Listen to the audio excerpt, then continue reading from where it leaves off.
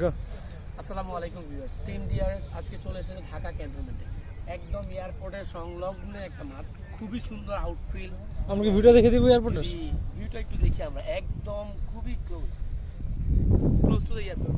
ওকে, এইবার আসি পিচে।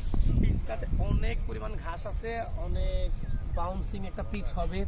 সো আশা করি টিম ডিআরএসও এরকমভাবে পার্টিসিপেট করার জন্য টিম কম্বিনেশন নিয়ে আসছে এই ধরনের পিচে খেলার জন্য।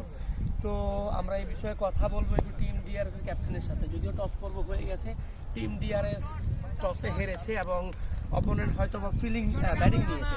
তো এই বিষয়ে একটু কথা বলবো টিম ডিআরএস এর ক্যাপ্টেনের সাথে। ক্যাপ্টেন, কি অবস্থা, কেমন প্ল্যান আছে এই মাঠে? আমরা এর আগে আরো একটু ক্লোজ 4টি ম্যাচ খেলেছিলাম। সেখান থেকে এখানে এই পিচটাতে মূলত আমাদের শেষে ব্যাটিং করাটাই আমাদের জন্য শ্রেয়, কেননা দেখতে ওয়ান কাইন্ড অফ নিউজিল্যান্ডের পিচের মতো বলে ভালো বাড়তি সুবিধা। টিমে স্পেশাল কোনো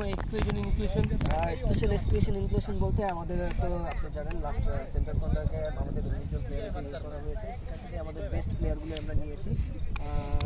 এর মধ্যে সবাই এভারেজ আলহামদুলিল্লাহ।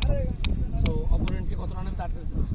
যেহেতু এটা 20 ওভারের মধ্যে খেলা, পাওয়ার প্লে আছে একটা, আমাদের চেষ্টা থাকবে 160 আর 70-র মধ্যে আমরা আটকে রাখি। তো খুবই সুন্দর আউটফিল্ড, বাউন্সিং উইকেট। আশা করি টিম ডিআরএস যাচ্ছে, টিম ডিআরএস জিতবে ইনশাআল্লাহ।